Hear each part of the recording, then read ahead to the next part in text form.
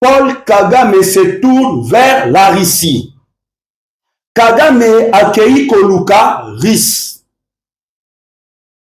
Se tourne. Paul Kagame se tourne vers la Russie. Après avoir commisé Mosolo, na opposition, Yanzala. Après avoir commisé Mosolo, na Bahia Senko. Après avoir commisé Mosolo, na ba mouvement citoyen, Kagame se tourne vers la Russie. Paul Kagame se prépare pour tout et en tout. Congolais, l'heure est grave. Chanson tozui, peuple congolais. Tokotikalaka kozwa yango pour la deuxième fois te. Et sengeli to saisir cette opportunité. Car tozali na mboka oyo moko, tozana Congo mibale te.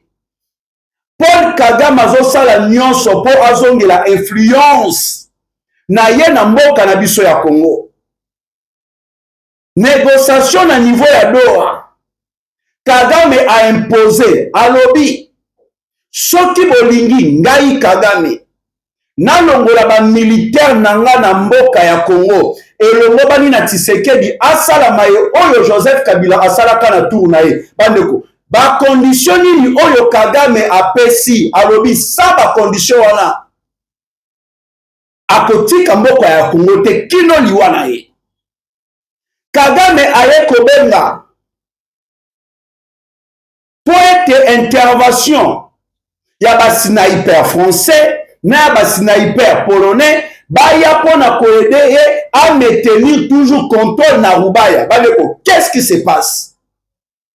Na kotalisa na bino ba raison oyo elongo bani na biso peuple congolais tobatela président Tshisekedi azala toujours na bokonzi.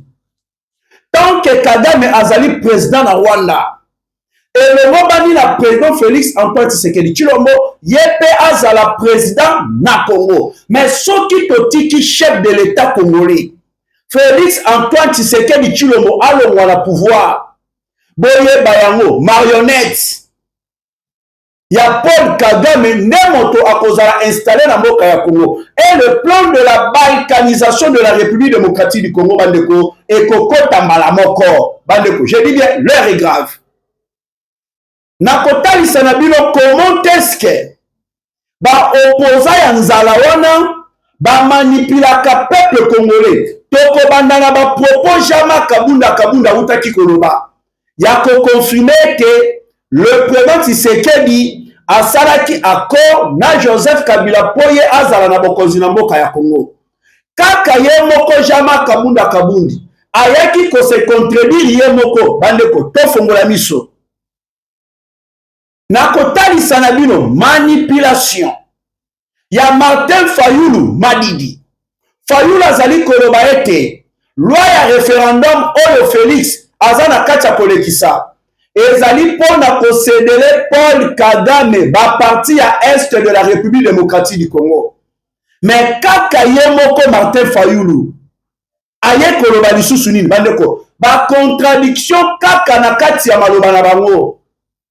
Yango émission ya lelo bandeko na sengi bozala ebele ya kolanda ka toyeli bino bakafumba na ba révélation. Toyeli bino ba révélation peuple congolais. Pona kofongola bino miso bo comprendre la situation oyo tozala ngona mboka na biso na tango oyo nazali na kati ya koloba peuple congolais telema. Désormais les diaspora congolais de partout dans le monde balobi bakokanga lisusu maboko te. Bakokanga lisusu monoko na bango te. Bakozala lisusu ba simple observateur te. Désormais bakobanda kobima. Désormais bakobanda kolakisa la mokili mobimba qui est Paul Kagame. Pema ye oyo mozali kosalema na est de la République démocratique du Congo nani oyo azana moto na yango bandeko. Émission ya lelo s'il vous plaît bon like, bon pour sécuriser yango. Bon partager lien et ça la tour du monde. Bon s'abonner pour prochainement bon zanga ba révélation to ya kana yango te ainsi ba analyse oyo to salaka. car on est des Congolais, Tokotikala Kasekobe, Congolais.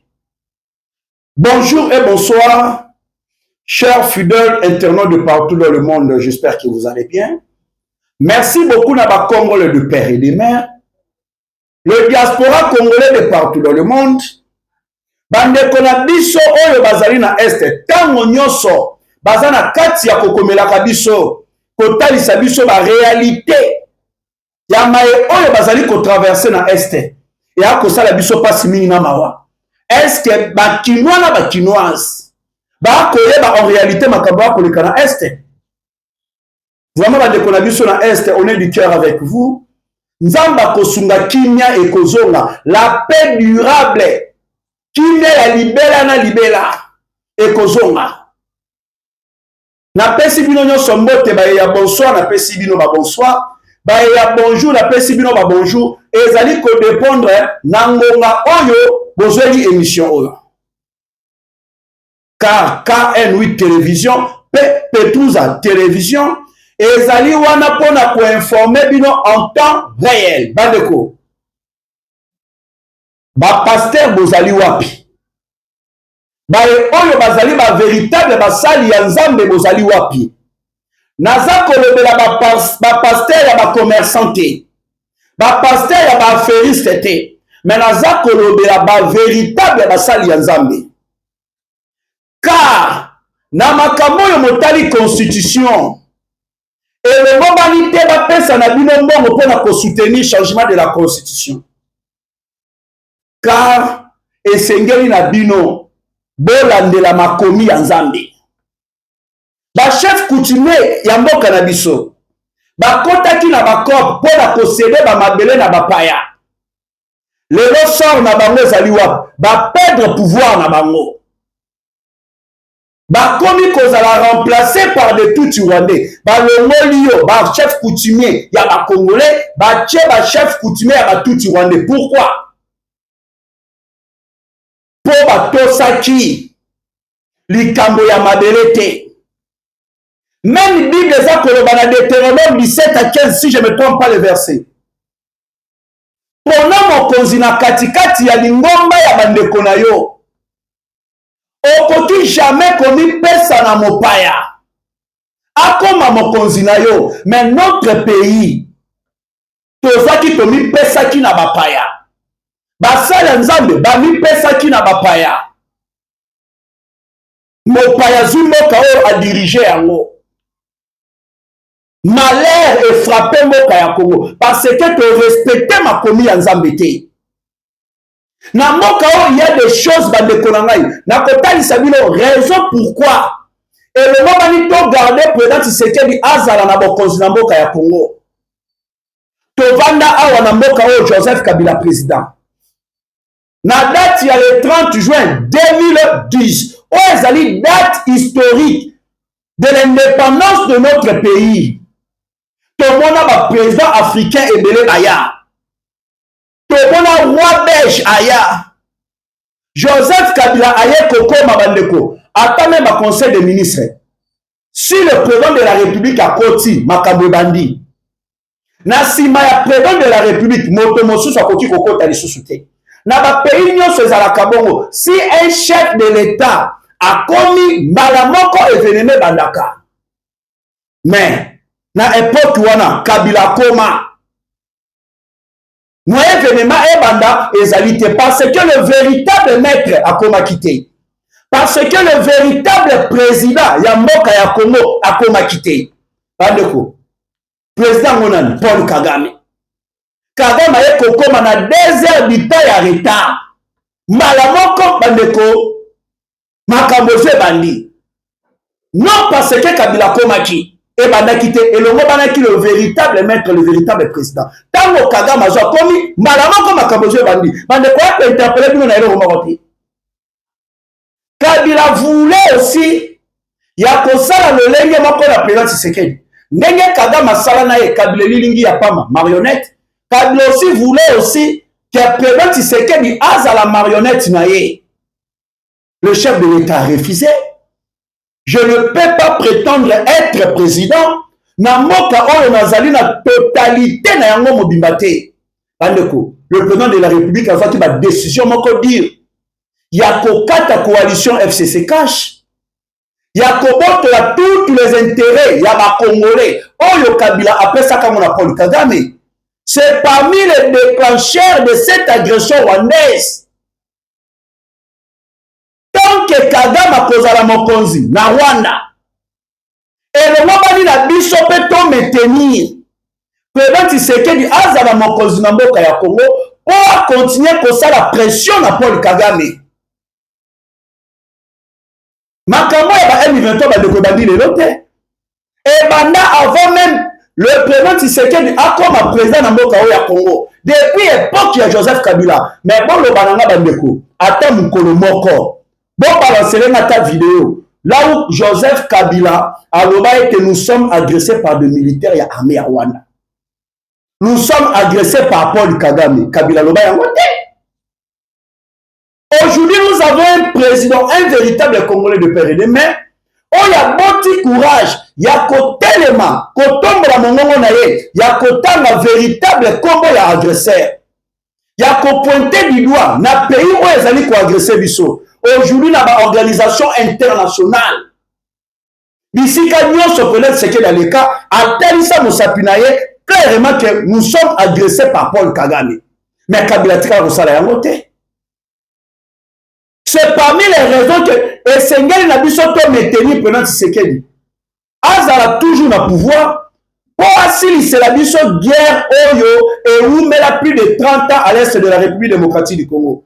Oyo est causa de milliers de morts. Et Seigneur, pendant ce qu'elle a signé ça, chose peu durable. Les noms, vous allez comment, grâce à la diplomatie, appelons Tshisekedi, grâce à la dénonciation, il y a chef de l'État congolais. Donc, comment aujourd'hui, peuple congolais, dans le Parlement européen, imaginez, dans le Parlement européen, bah comme funda na bango bah comme dévoiler ba secret. Non, la République démocratique du Congo est agressée par le Rwanda, la complicité de la France n'intervient pas, on dirait la vie d'un Congolais, et qu'on qualité la vie à l'Ukrainien, pourquoi en Ukraine on parle, on condamne, mais en République démocratique du Congo, la France est à côté de la Moussapité. Pas de la vérité comme il m'a parlé, mais européen. Non, la Corée est condamnée yango.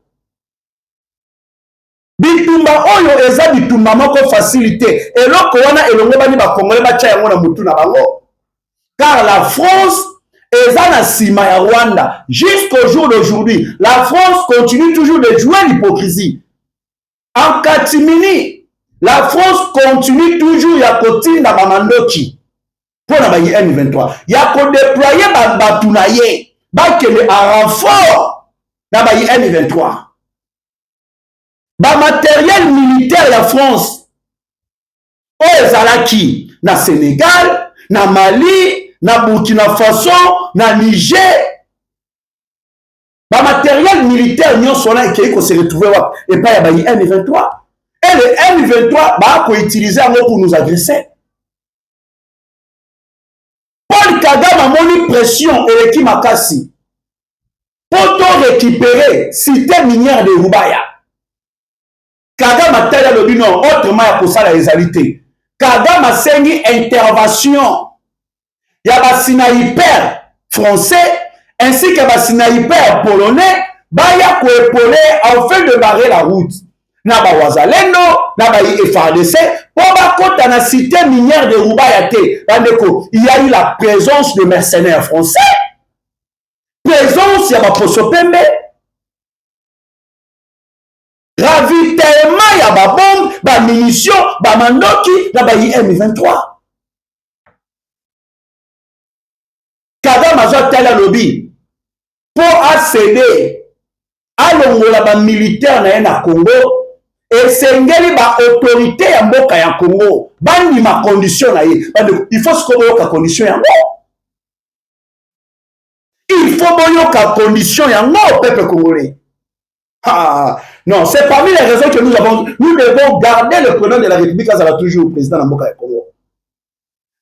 Kagame ba condition où il y a Zapesi. ezali le même point que Joseph Kabila avait accepté pour calmer Paul Kagame temporairement.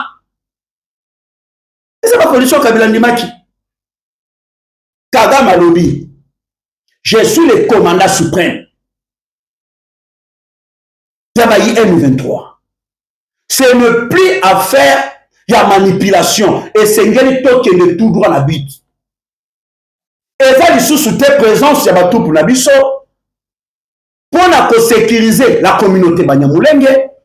Pour sécuriser les Tutsi congolais. Pour écarter ou la neutralisation, il y a la FDLR. Et ça, sous ma cambouana te. Awa, et ça, c'est le problème, il y a Mbaya.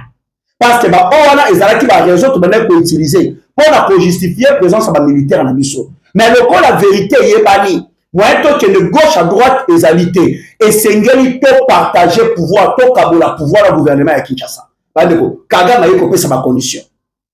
Kagame na condition ya liboso azwa lobby. Et c'est ngeli mini ya Rubaya. To céder yango définitivement na Rwanda mini ya Rubaya. Totikela yango libela pona Rwanda. Donc elingi koloba mini ya Rubaya esengeli ezala na compte ya Rwanda sur le marché international de minerais. Imaginez Kabila pesa kangona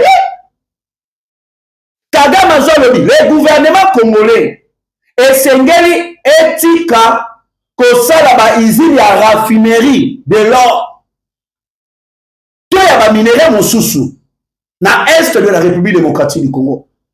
Totika ba minerais ya est et le kaka ezala raffiné na Rwanda pe na Uganda. Congo tokoki kosala yango te. Wana eza ba condition ya Paul Kagame. Incroyable mais vrai. Kagame alobi gouvernement congolais et le mobali endima ko partager pouvoir na coalition M23 ba RDF ba AFC aussi tozwa ba militaire ya ba M23 tokotisa bango na kati ya mapinga ya mboka ya Congo. Imaginez. Boyebi bino moko que le M23 est composé par des militaires tutsi-rwandais. Nanga n'a jamais formé des militaires. Kabila n'a pas de militaires. L'armée que l'Alliance Fleuve du Congo, bah M23, utilise pour agresser la République démocratique du Congo. C'est l'armée rwandaise. C'est au Kagame Alobi. Tous les psychos militaires de la coalition M23. Toko Tsabango Kati Yama Pinga Yambo Kanabiso. N'est-ce pas c'est l'infiltration? N'est-ce pas c'est le mixage et brassage? Kagame Alobi, on doit libérer le plus vite possible. Donc, dans l'immédiat, va libérer Edouard Mwanga Tchouchou. Mwanga Tchouchou qui fut député national en République démocratique du Congo, mais réclamé par le président rwandais Paul Kagame. Botana Bilomoko. Ba point où le Kagame a pesi la condition. Ce sont les mêmes points que Kabila avait accepté pour calmer Paul Kagame temporairement. Oh Kabila a Ndimaka. Par rapport, vous allez voir ces gens-là, il y a François Nene, à l'époque de Joseph Kabila. Kabila a réussi à maîtriser la situation. Kabila a réussi à en finir définitivement avec le M23. Kabila a réussi, il y a Colombe le M23. Kabila n'a jamais vaincu le M23. C'est plutôt le Rwanda va M23 de Balonga Rabiso parce que toutes les revendications, et puis ça met la Kabango, en retour, qu'est-ce que la République démocratique du Congo avait gagné? En retour, qu'est-ce que la République démocratique du Congo avait gagné? Le même Paul Kagame, Oazali malheur, il y a Congolais. Oyatangisi Makila, des milliers de Congolais. Il y a plus de 30 ans jusqu'au jour d'aujourd'hui. Kagame a tala lobi non. Tu sais que du Oyo. Non, a bloqué a Siri Singa Mayele. Diplomatie na et tumbeli biso la sanction. Oh, le Rwanda ezali ko subir. Tant que tu sais que la cause à la président na Congo, ngai Kagame na ko retrouver Kimyate. Ngai Kagame na cause à la ressource na influence pe contrôle ya mboka ya Congo te. Alors je dois faire quelque chose. Kagame azo tali opposition ya nzala. Fayulu, Delis Sanga, Jean-Marc Kabunda Kaboul, Kagame azui opposition ya nzala, azui Baïa Senko, azui ba mouvement citoyen. na poche na ye. Lokola sur le plan militaire, tous en la difficulté. Et Sengeli ko créer branche politique. Il y a M23. Oh, il va combien la C64, c'est le Rwanda. Il faut qu'on vous dise la vérité. C'est Kagame qui a financé Bobimina officiellement. C'est Kagame. De manifestations, Bazali Kobomisa Kosala le 3 juin. C'est Paul Kagame qui a tout financé. Aujourd'hui, vous allez voir opposition Anzala. Et surtout, Bandekobotala, Kindoki. Martin Fayulu Azali Koloba, Kofunda, président Tshisekedi. Oh non, le président Tshisekedi, Azali complice, na Paul Kagame, suite, il y a projet, il y a référendum, Olo Azolinga, Kosedele, Kagame, non, Kivu, Naside, Kivu. Wana Azali Fayulu. Wa comment na Kindoki? Oh, Tshisekedi Azali complice, na Paul Kagame. Projet, il y a loi, il y a référendum. Et ça, on a objectif moko, il y a concédé Kagame Nord Kivu na si Kivu. Wana makamuka na ni Fayulu alobi. Mais bande bota siko degré ya Kindoki. Le même Paul Kagame, le même armée ya Rwanda RDF ba AFC. Ba ngonde ba ko soutenir C64 ba Fayulu. Kagame ne mutu azali na sima. Ya mouvement ya C64 oh le Fayulu azali mam. Comment Kagame peut être complice avec le président de la République? En même temps, le même Kagame a fallu financer les sous bango pour combattre le même mouton à complicité. La manipulation à Bato. La manipulation à Bato. Je l'ai dit tant de fois, peuple congolais fongola miso. Fongola miso, fongola miso. Tokumba kaba analyse à boyepona kola musa conscience de kola miso la congolais. Pour la kotalisa na bino to uti wapi to komi wapi pe tozali kokende wapi bande ko ba congolais tozali kokende wapi soki na lebina ramener bino et pas ya Jean-Marc Kabunda Kabunda vous allez voir le même manipulation au le roi de Salaka kaka ya monde ba opposition ba ko sala ba Fayulu ba ko sala ba Jean-Marc Kabunda Kabunda ba ko sala. Je pense bien vous allez ko se rappeler Bayi pepe ade bayi ya Kabila babandaki koloba tango nyonso baloba yango mingi ono eza na accord oyo président Tshisekedi asalaki na Joseph Kabila. Et comment le kola loembo na bango c'est Kabila qui dirige Tshisekedi aza président grâce à accord wasala na Kabila. Mais tozeli babimisa biso accord wana batikala kobimisa te. Yemoko Kabila za koloba non tosalaki accord mais babo balancer cet accord. Qui non le bandeko accord wana et bimakate. Tu es comment na Jean-Marc Kabunda Kabunda. Alobi non oui asa ko confirmer que accord izali. Ndem te sali était président Tshisekedi akoma président na mboka ya Congo. Bandeko. Si le président Félix Antoine Tshisekedi Tshilombo a commis président en République démocratique du Congo, ezali grâce à volonté ya peuple congolais. Peuple oyo ba récupérer. Oyo epesamelaki na bango na maboko ya bapaya. Tobotoli pouvoir na maboko ya mupaya na maboko ya bapaya tozongiseli yango ndeko na biso congolais de père et de mère eza volonté ya peuple congolais ndem te sali ete président Tshisekedi azala président botala siko contradiction ya Jean-Marc Kabunda Kabunda le même mutalobi no eza grâce ya accord que Joseph Kabila salaki na Joseph Kabila salaki na président na Tshisekedi ndem te sali ete Tshisekedi comme président le même mutalobi bongo kaka le même mutu kaka ye moko ayeko se contredire alobi boye ezali grâce na ngai Jean-Marc Kabunda Kabunda nde Tshisekedi akoma président na mboka oyo ngande mutu na sali Tshisekedi akoma président na mboka oyo bota la contradiction et le accord ya Joseph Kabila ou asala président Tshisekedi nde mutu sali Tshisekedi akoma président et susu ono ezanga Jean-Marc Kabunda Kabunda na sala kete Tshisekedi akoma président contradiction na contradiction bota la bino moko niveau ya manipulation ba membre il y a Alliance pour le changement. Parti à Jean-Marc Kabunda Kabunda. Batali Balobi, non. On a combattu Joseph Kabila. Comment se fait-il le président Jean-Marc Kabunda Kabunda?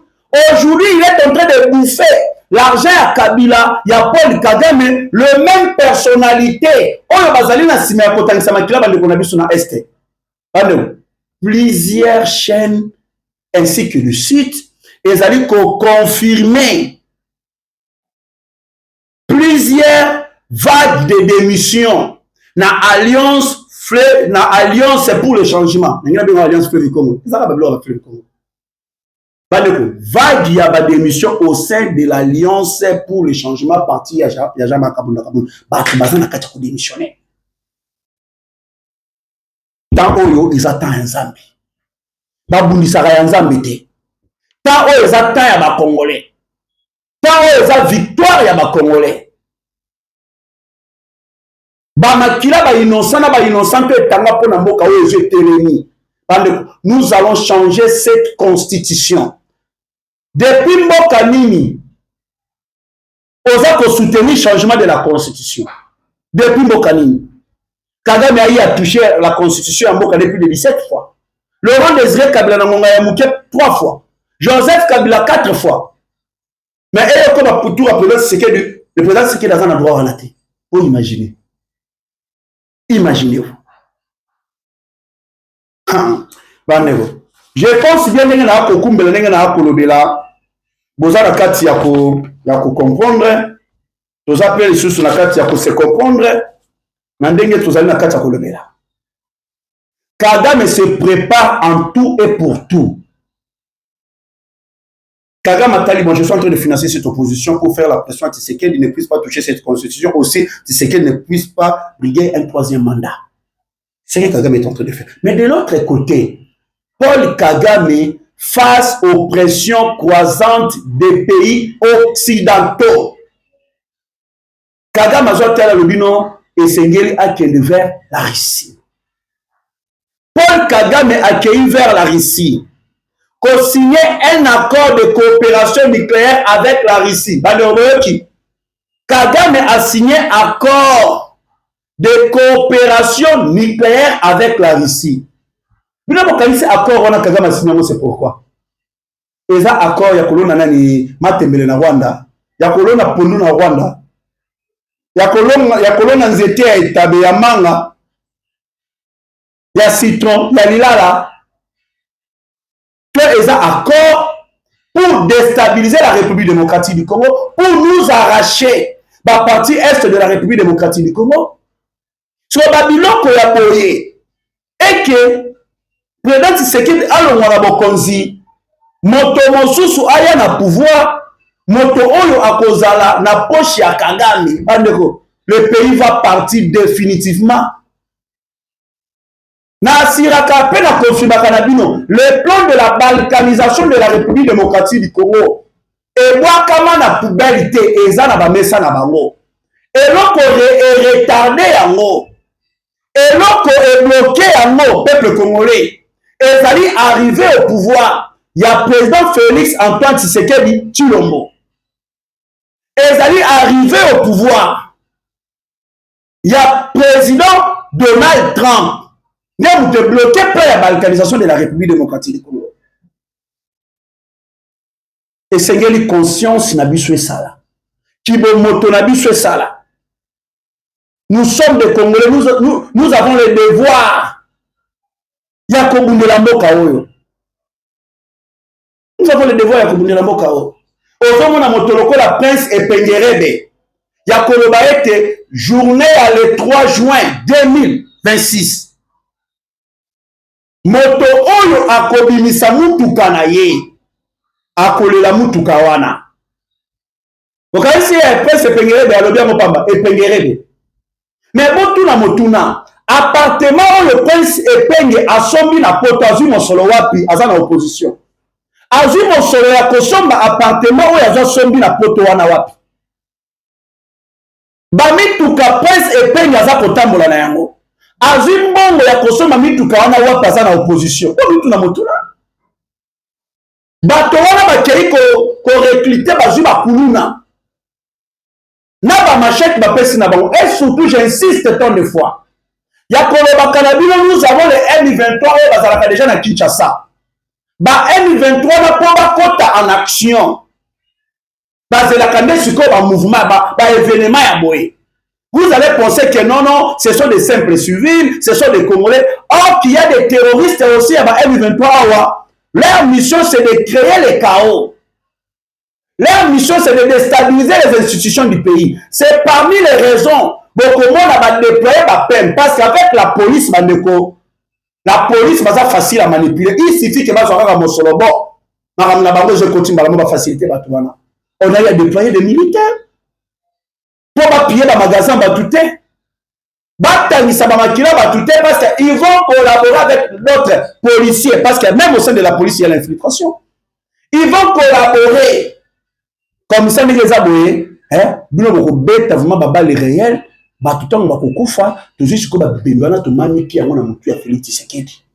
c'est ça l'opération. Heureusement, Zambaza Mounene. Batuna Mike Mukebai, Alobino Tshisekedi anticipaka.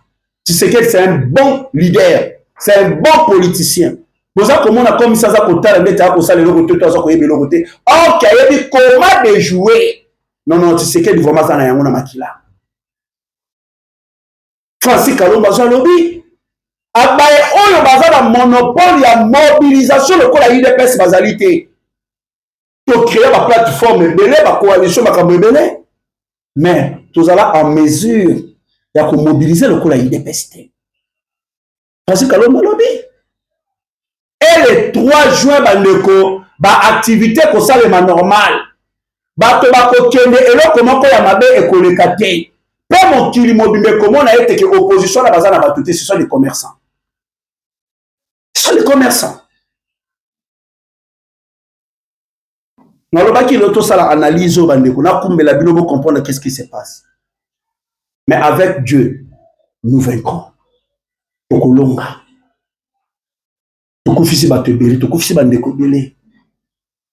Abetela bino lisolo. Yabaye o balanda kanga mama moko ba militaire tuti wande ba bomi bandeko na ye ba bomi mobali na ye par après ba violer mama wana moko simana moko mama na tikali kana mwana moko ya muke o atikali wala mobali na tikali wande kuna ya tikali ndeko na ye mwana ya muke kaka wana moko famille mutaka mwana na tikali na ye mama tali Deta mi boma, alobiso na mi bomi mwana kotikala na nani. Mama Longwe, banda si je me trompe, Bukavu. Okene na Goma, Makolo, nzale kangiye bandeko, mama ye kokoya na mabele, na mwana na mukongo. Botala comment est-ce que ces Rwandais ont rendu la vie misérable. Ya bandeko na biso. To la bloka bongo biso to tolérer. Combien de baboti babungisi bana na bango ya meke. Combien de bana babungisi baboti na bango. Cette fois-ci, toi, Koloba yango finir la récréation. Tango ya libération ya Congo est sonné et nous allons changer cette constitution. Merci beaucoup, peuple congolais. Vous avez qui vraiment ébélé à Kolanda Biso na émission Mokolo Mwalelo Nanzela ya KN Télévision, aussi Nanzela ya Petrouza Télévision. Vraiment, beau liker émission, beau commenter, beau partager. On est là pour défendre notre pays. Numéro plus 243 89 60 77 556. Plus 243 89 60 77 556. Pour aller l'autre souki awa tout mon ami à la prochaine. Que le bon Dieu vous bénisse. Que le bon Dieu bénisse la République démocratique du Congo.